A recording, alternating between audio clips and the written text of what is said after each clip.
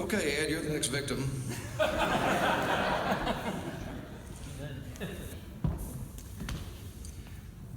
This is Ed Acklin. Ed is running for City Council Place 4. Right. Right? And actually, I should have done Anthony, your place too. I've messed up already. No worries, Mark. Okay. I'm good. You can adapt and overcome, Yeah, right? Okay. gives me more time to think about it. Okay. Ed is an entrepreneur. He's lived in Plano for, what, 20-some odd years, Ed? 18. 18 years, okay. Ed was one of the first people into the race. So, Ed, first question for you. It's going to be a big surprise. Why are you running for Plano City Council? Well, I needed something to do. Actually, it started back in 2005. I was sitting on the couch watching the devastation and down in New Orleans. And I felt called to go down there and help, or at least get involved, and did end up going to New Orleans 5 times as a volunteer in disaster relief. Spent 10 years with Texas Baptist Men. We were phased out by the Obama administration, and so I was looking for something else to be involved in.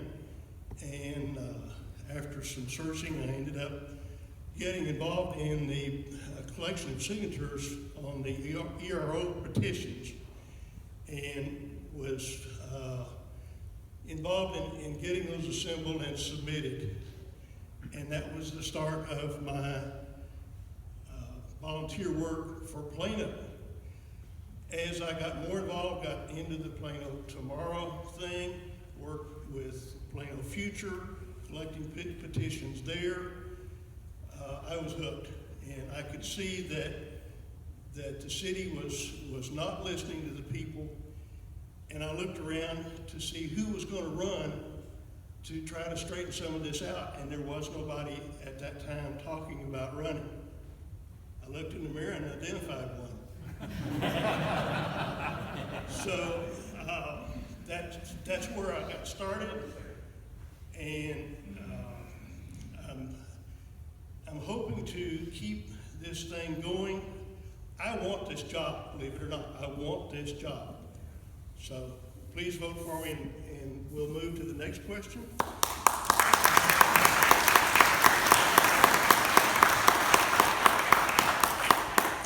And the next question is, at the end of the day, if you're elected and you serve your term and you're off the city council, what accomplishment do you want to look back on that will tell you that you achieved what you wanted to achieve as a councilman?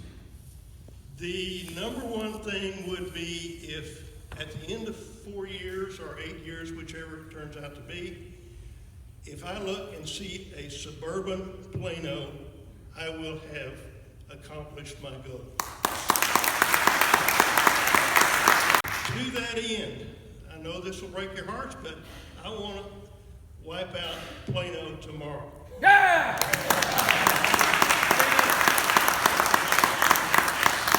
If you haven't read Plano tomorrow, you're in for a shock.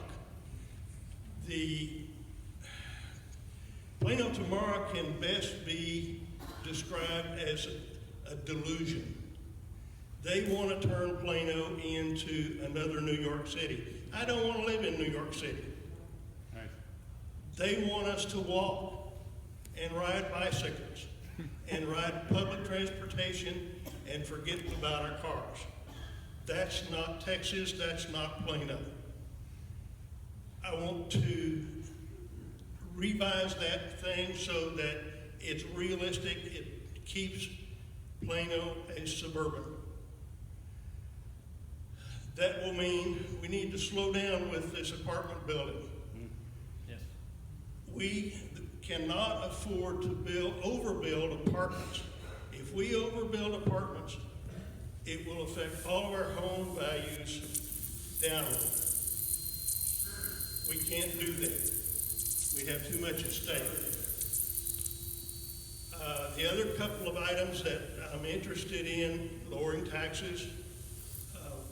I want our citizens to be taxed not on the basis of what the city can grab from us, but what they actually need to run the city, and those are two different things. I also want there to be transparency. Only been able to do it. He says I gotta stop. Thanks, Ed.